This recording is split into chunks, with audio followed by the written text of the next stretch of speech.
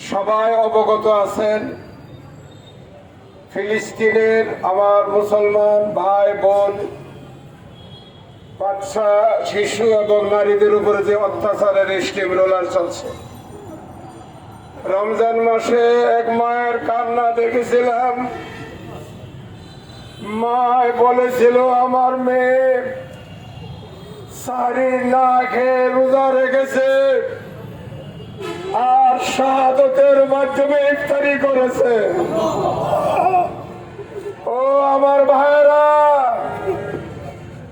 আসুন আমরা ঐক্যবদ্ধ ভাবে ফিলিস্তিনের মুসলমান সহ মুসলিম মুসলিমের পাশে আমরা আমাদের জীবনের শেষ সময় রক্তটুকু নিয়ে দাঁড়াবার জন্য কারা কারা রাজি আছেন?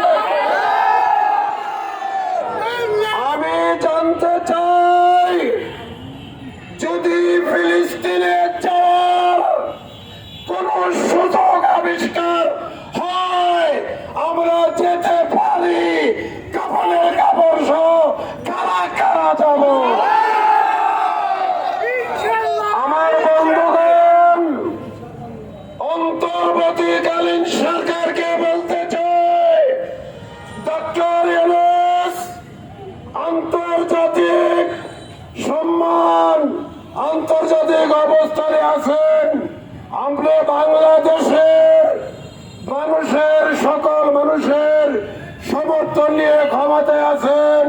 ফিলিস্তিনের পক্ষে আপনি দাঁড়ান, 20 কোটি বাঙালি আপনার সাথে আছে। আমার বন্ধুগণ, ফিলিস্তিন আজাদ হওয়া পর্যন্ত সকল প্রোগ্রামে আমরা উপস্থিত হওয়ার অঙ্গীকার করে আজকের মতো আলোচনা এখানে শেষ। দেখা হবে।